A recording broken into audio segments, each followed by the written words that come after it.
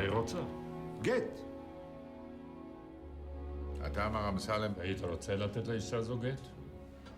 לא, כבוד הרב.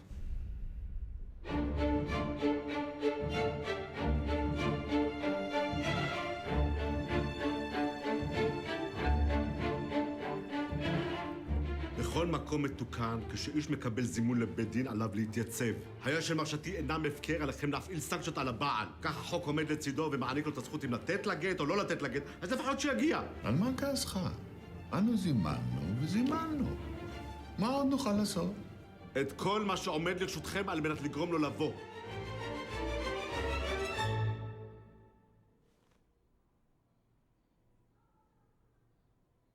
האם דעתך נחה עליך אם תיתן לאישה זו גט? לא, כבוד הרב. אינך מוכן לתת לה גט? לא, כבוד הרב. ובשביל מה באת עד הלום? כדי לומר לא. כן. אין בית דין בעולם שיכול לחייב אישה זו לחיות עם גבר זה. שומע אתה, היא אינה רוצה לחיות עמך.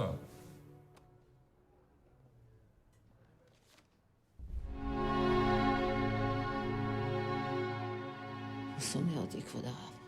כל מה שהוא רוצה עכשיו זה רק לראות שלא יהיה לי טוב בהמשך. עד שלא יראה אותי מעוסקת על 4, הוא לא יירגע. וגם אז לא יספיק לו.